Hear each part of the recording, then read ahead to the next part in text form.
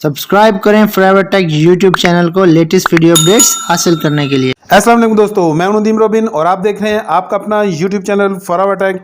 और दोस्तों हम बात कर रहे थे जी मित्सुबिशी के 110 के जो पीसीबी है, इंडोर का पीसीबी, उसके बारे में। और हम पहुंचे थे जी चॉपर और उसकी जितना भी स्विचिंग है वो कैसे काम करती है। लेकिन वहां पे जाने से पहले मैं आपको बता दूं, अगर इलेक्ट्रिक जो है वो लाइन फिल्टर तक आ रही है और जो ओवर वोल्टेजेस रेजिस्टेंस है वो भी ठीक है, और फिर इसके बावजूद भी पीसीबी ऑन नहीं हो रहा है, तो देखें यहाँ पे मसला हो सकता है जी इसके जो रेक्टिफायर जो सिस्टम है यहाँ पर। तो रेक्टिफिकेशन में देखें ये डायोड्स लगी हुई हैं, अगर इनमें से कोई भी एक डायोड या सारी डायोड ख़राब हो जाए तो ये यहाँ पे जो है वो वोल्टेजेस AC टू DC नहीं करेगा और सिस्टम काम नहीं करेगा। इसके बाद अगर यहाँ से बिल्कुल ठीक है, वोल्टेज सही हैं, डायोड सही हैं, इसके बावजूद भी सिस्टम जो है वो 320 वोल्ट नहीं बना रहा है, तो फिर ये कैपेसिटर जो है, ये बूस्टिंग कैपेसिटर ख़राब है। अगर यहाँ पे मिसाल के तौर पे 220 से 220 ही आगे कन्वर्ट हो रहे हैं तो ये कैपेसिटर वीक हो चुका है। और अगर ये शॉर्ट सर्किट होगा तो फिर ये सिफर यहाँ पे वोल्टेजेस आएंगे, तो फिर ये इस कैपेसिटर को चेंज करने की ज़रूरत है। और या फिर जो TVS या ये कैपेसिटर छोटा है इसको चेंज करने की ज़रूरत पड़ती है अगर ये शॉर्ट सर्किट की वजह से ख़राब हो जाएँ तो। इसके अलावा अभी बात कर लेते हैं जी आगे इसके स्विचिंग IC की। तो स्विचिंग IC जो है वो इसका सबसे पहले मैं बात कर लेता हूँ जी। ये देखें 6 नंबर, अगर इसकी पिन देखी जाए तो यहाँ पे जी ड्रेन है। तो ड्रेन जो है वो नॉर्मली यूज़ होता है इस चॉपर को ऑन करने के लिए। तो ये सबसे आखिरी पॉइंट होता है ऐसा है कि जब सिस्टम को हम इलेक्ट्रिक देते हैं तो ये IC जो है वो कुछ सेकंड्स के लिए, मिली सेकंड्स के लिए बिजली को ऑन कर देता है, इसको ऑन कर देता है, डायरेक्टली ऑन कर देता है। वो किसी चीज़ को चेक नहीं करता है। और चेकिंग उसकी फिर कब स्टार्ट होती है, जब वो सेकंड्स, उसके मिली सेकंड्स गुजर जाते हैं, तो ये वहाँ पे फीडबैक ढूंढता रहता है। तो फीडबैक कहाँ से आता है जी? फीडबैक आता है जी इस ऑप्टोकपलर से। तो यहाँ पे कुछ मैं आपको पॉइंट्स बता देता हूँ कहाँ, जहाँ पे कुछ वोल्टेजेस बनने चाहिए, और अगर वो वोल्टेजेस यहाँ पे नहीं बन रहे तो फिर ये सिस्टम जो है वो उन चीज़ों को चेक करने की या उसके आसपास की चीज़ों को चेक करने की ज़रूरत पड़ती है। तो मैं आपको बता देता हूँ कि अगर ड्रेन, यहाँ पे ड्रेन जो है, यहाँ पे हमारे पास इसकी एक साइड पे अगर हम देखें, ये देखें ड्रेन है, तो मैं आपको दूसरी साइड से मैं इसको दिखा देता हूँ। तो देखें ये पॉइंट, जो 2 पॉइंट्स हैं, ये चॉपर है हमारे पास, तो यहाँ पे हमें 320 वोल्ट मिलने चाहिए। अगर यहाँ पे 320 वोल्ट नहीं आ रहे हैं तो इसका मतलब है कि ये जो स्विचिंग IC है इसने जो है वो काम नहीं किया है और इस वजह से ये आगे वोल्टेजेस नहीं बनाएगा। तो सबसे पहले इसके ड्रेन और सोर्स में देखना पड़ेगा कि हमें वोल्टेजेस मिल रहे हैं। और इसके अलावा आप पहले अगर जहाँ पे ड्रेन पे नहीं आ रहे हैं तो फिर आपको क्या करना होगा, आपको चेक करने होंगे। ये देखें, इसका ये तो हो गया इसका पॉजिटिव साइड और ये नेगेटिव साइड है, तो ये सोर्स है। तो सोर्स में आप फिर चेक कर लें इन दोनों के साथ, तो यहाँ तक अगर वोल्टेजेस बिल्कुल ठीक हैं तो इसका मतलब है कि ड्रेन ने फिर इसको ऑन नहीं किया है, यानी कि इस स्विचिंग IC ने इसको ऑन नहीं किया है। तो उसकी फिर वजह ये हो सकती है कि ये जो स्विचिंग IC है ये यहाँ पे फॉल्टी हो सकता है। लेकिन इसके बावजूद भी कुछ चीज़ें ख़राब हो सकती हैं, वो मैं आपको यहाँ पे दिखा देता हूँ। तो देखें यहाँ पे एक जो है वो डायोड लगी है, इसके आर पार अगर आप चेक कर लेंगे तो आपको 18 वोल्ट यहाँ पे मिलेंगे, डायोड नंबर 115। तो यहाँ पे 18 वोल्ट आने चाहिए। इसके अलावा इसके साथ ही भी एक कैपेसिटर लगा हुआ है, तो ये दोनों एक दूसरे के साथ पैरेलल हैं, तो यहाँ पे भी 18 वोल्ट आपको मिलने चाहिए। तो यहाँ पे अगर 18 वोल्ट नहीं बन रहे हैं तो इसका मतलब है कि ये चॉपर जो है वो ज़ाती तौर पे शॉर्ट सर्किट हो चुका है। तो जब ये शॉर्ट सर्किट हो जाएगा तो यहाँ पे आपको 18 वोल्ट नहीं देगा। इसके अलावा ये जो कैपेसिटर है, कैपेसिटर नंबर देखें, यहाँ पे कैपेसिटर 112। तो यहाँ पे अगर देखा जाए, मैं थोड़ा सा जूम कर लेता हूँ, तो कैपेसिटर 112 के नेगेटिव पॉजिटिव पे आपको 5 वोल्ट मिलने चाहिए, तो ये जो चॉपर है वो फीडबैक लेके आएगा और इसके कॉमन को देगा।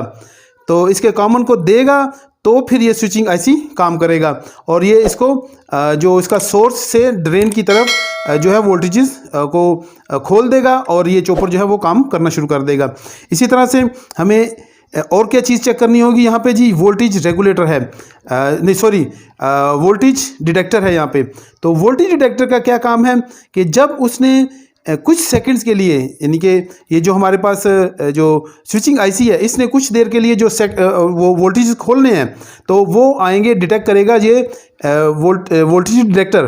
तो वोल्टेजेस जब आ जाएंगे तो ये डिटेक्टर जो है डिटेक्ट करके इसको ऑन कर देगा, जो वो पास कर देगा जी इसके लिए, ऑप्टोकूपलर के लिए, और ऑप्टोकूपलर से फिर फीडबैक रेडी होगा और वो जाएगा इसके अंदर। तो इस तरह से अगर ये चीज़ भी ख़राब हो जाएगी तो फिर भी मसला करेगा। वोल्टेज डिटेक्टर अगर ख़राब होगा, यहीं से पास नहीं करेगा, तो फिर भी मसला करेगा। वोल्टेज डिटेक्टर के अलावा यहाँ पे एक और बहुत इंपॉर्टेंट चीज़ है, वो अगर ख़राब हो जाए तो फिर पूरा सिस्टम ही काम नहीं करता है। तो वो है जी, यहाँ पे देखें, ये कैपेसिटर है। ये कैपेसिटर जो है लगाया गया है नेगेटिव को जनरेट करने के लिए, नेगेटिव पॉइंट को जनरेट करने के लिए। और अगर यही ख़राब होगा तो जो है नेगेटिव ही जनरेट नहीं होगी और सर्किट कंप्लीट नहीं होगा, तो ये फिर ये पूरा सिस्टम काम नहीं करेगा।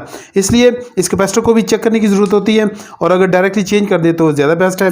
तो ये इस तरह से ये ठीक हो सकता है और चॉपर जो है प्रॉपर्ली काम करना शुरू कर देगा।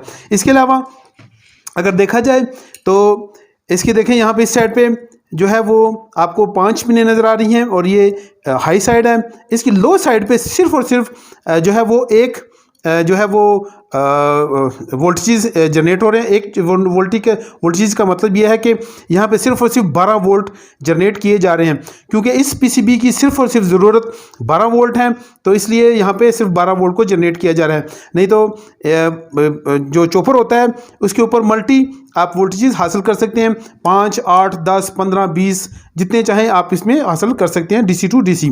तो इसी तरह यहाँ पे सिर्फ 12 वोल्ट हासिल किए जा रहे हैं। लेकिन यहाँ पे एक चीज़ और समझने वाली है, अगर आप इसके देखें, ये नेगेटिव पॉइंट है जो इसके यहाँ से जो कैपेसिटर है यहाँ से आ रहा है, तो ये नेगेटिव इस यहाँ पे जनरेट हो रहा है। इसके बाद ये इसकी पॉजिटिव साइड पे देखें, पॉजिटिव साइड जो है वो इस तरह से है कि जब आप इसकी इस डायोड के देखें, ये जो डायोड लगी हुई है, ये यहाँ पे एक डायोड है, तो अगर इसकी आप एनोड साइड कैथोड साइड पे सॉरी इसकी एनोड साइड पे अगर आप देखते हैं तो यहाँ पे आपको कोई वोल्टेजेस नहीं मिलेंगे। लेकिन जो ही आप इसकी कैथोड साइड पे जाते हैं तो आपको 12 वोल्ट मिलेंगे। और वो किस वजह से, वो वजह है जी ये कैपेसिटर। तो यहाँ पे एक बूस्टिंग कैपेसिटर लगाया गया है ताकि जो भी वोल्ट बन रहे हैं यहाँ पे आके बूस्ट हो जाएं, क्योंकि इससे पीछे आपको बिल्कुल भी कोई वोल्ट ऐसे नज़र नहीं आएंगे, लेकिन यहाँ पे आपको फिर 12 वोल्ट नज़र आएंगे, मिलेंगे इनके यहाँ पे। और फिर आप यही 12 वोल्ट जो हैं वो यूज़ होते हैं जी मुख्तलिफ़ कामों के लिए। मसलन जो इसका जो स्विचिंग आईसी की स्विचिंग जो रिले है उसको ऑन करने के लिए, इसके अलावा जो उसके स्विंग्स हैं उनको ऑन करने के लिए, तो ये सारा काम यहाँ से 12 वोल्ट से लिया जाता है। तो अब इस 12 वोल्ट को भेज दिया जाता है जी, यहाँ पे देखें हमारे पास वोल्टेज रेगुलेटर लगा हुआ है 5 वोल्ट्स का। देखें ये जो है ये ब्लैक वाला ये 5 वोल्ट वोल्टेज रेगुलेटर है। तो इसका काम है जी कि 12 वोल्ट की सप्लाई इन होती है और ये सेंटर में ग्राउंड है, और ये इसकी जो थर्ड पिन है यहाँ से 5 वोल्ट जो है वो आउट होते हैं और ये जाते हैं जी माइक्रो कंट्रोलर और जो जितने भी छोटे कंपोनेंट्स हैं उनके लिए, ताकि उनको ऑपरेट किया जा सके। तो यहाँ से ये वोल्ट जनरेट होते हैं। तो यहाँ पे भी इसकी 5 वोल्ट चेक करना चाहिए पहले इनपुट पे, और ये ग्राउंड पे आपको 12 वोल्ट आने चाहिए और यहाँ पे दोनों पे आपको 5 वोल्ट मिलने चाहिए। तो अगर यहाँ तक ये सिस्टम ठीक है तो आपका ये प्रॉपर काम करेगा और आपका जो माइक्रो कंट्रोलर है और ये चीज़ें सारी ऑन हो जाएंगी। अब बात कर लेते हैं जी कि ये जो इसका आगे फ़ैन सिस्टम और ये सारी चीज़ों पे बात कर लेते हैं।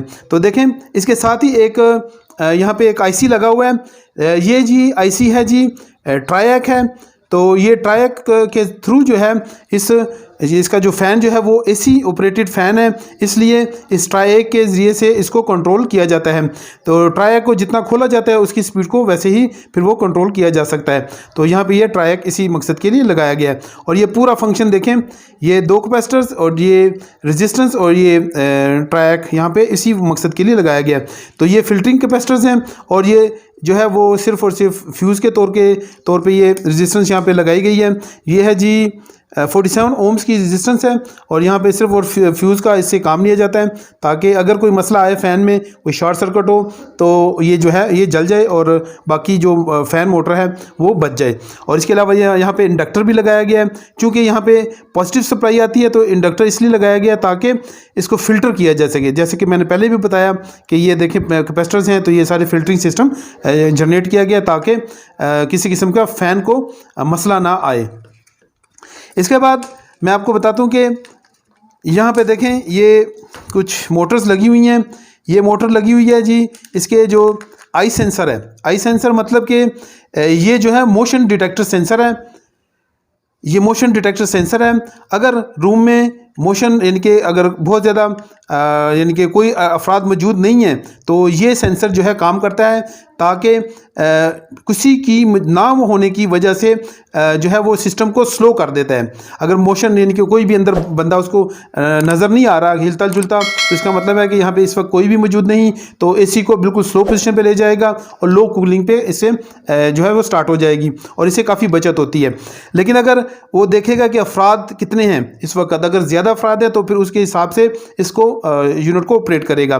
तो ये भी एक बहुत अच्छा फंक्शन है। तो इसके लिए देखें, इसको ऑपरेट करने के लिए यहाँ पे एक मोटर लगी गई है जो कि लगाई गई है जो कि है जी 12 वोल्ट की।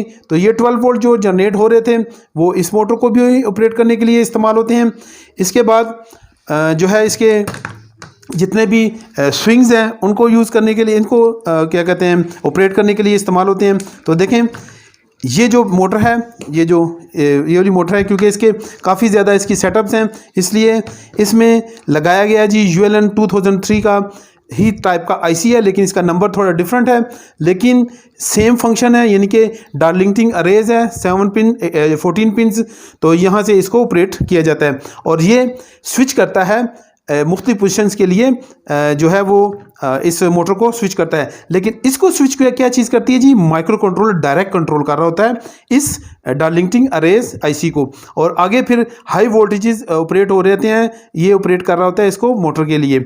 इसी तरह से और इसमें जो जितनी भी मोटर है वो सबको पॉजिटिव जो वोल्टेजेस हैं वो डायरेक्ट हैं और जो डार्लिंगटिंग अरे है ये जी नेगेटिव पॉइंट से इसको ऑन करता है और नेगेटिव पॉइंट को इसके साथ मिलाता है और सर्किट कंप्लीट होता है और इस तरह से ये फिर फंक्शन करना शुरू कर देती है मोटर। इसी तरह से अगर देखा जाए यहाँ पे स्विचिंग आईसी की बात की जाए तो स्विचिंग रिले की बात की जाए तो देखें स्विचिंग रिले भी ये इसी तरह से काम करती है।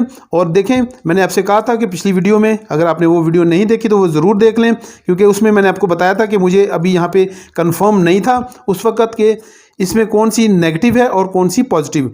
तो अब मैं आपको बताता हूँ कि ये देखें, ये जो इसकी 9 नंबर वायर है ये पॉजिटिव है और ये डायरेक्टली जो है वो इसके अंदर गई हुई है, स्विचिंग रिले के अंदर चली गई हुई है, और जो नेगेटिव पॉइंट होता है वो डिस्कनेक्टेड होता है, वो डायरेक्टली कनेक्टेड नहीं होता है। तो उसको कनेक्ट कहाँ से किया जाता है जी, उसको कनेक्ट किया जाएगा, ये देखें ये वायर मैंने चेक की है, तो ये वायर जा रही है जी इस डार्लिंगटिंग अरे के अंदर।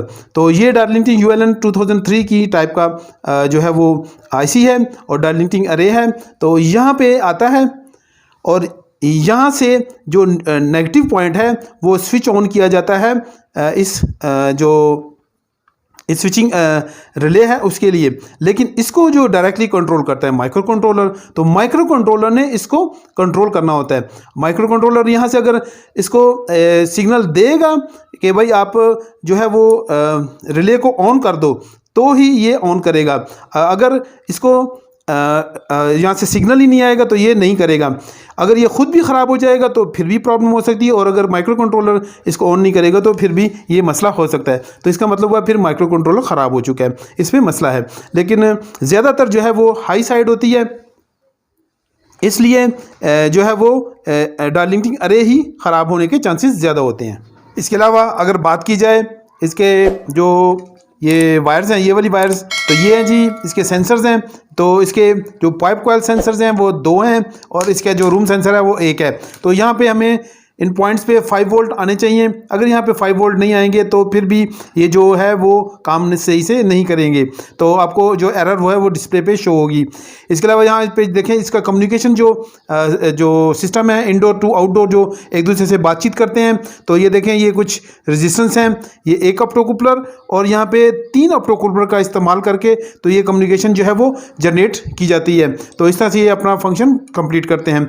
इसके अलावा देखें यहाँ पे एक प्रोम लगी हुई है, तो प्रोम को भी 5 वोल्ट चाहिए होते हैं, तो यहाँ पे भी 5 वोल्ट आने चाहिए इसकी पिंस पर, तो ये फिर काम करेगी। तो इस तरह से ये सारा सिस्टम जो है वो काम करता है। और स्विचिंग जो है वो मैंने आपको बता दी कि इसकी स्विचिंग कैसे होती है। तो इसमें अगर ये यूलन 2000 ये यहाँ पे ख़राब होगा तो फिर भी होगा, और यहाँ पे अगर इसका बूस्टिंग कैपेसिटर वगैरह और ये जो चीज़ें मैंने आपको समझाई हैं ये ख़राब होंगी तो ये मसला कर सकता है। तो उम्मीद करता हूँ कि आज की ये वीडियो भी आपको बहुत अच्छी लगी होगी और आपके बहुत ज़्यादा काम आएगी। तो मिलते हैं फिर से इसी तरह की एक और इन्फॉर्मेटिव वीडियो में। देखते रहें फॉरवर्ड टेक।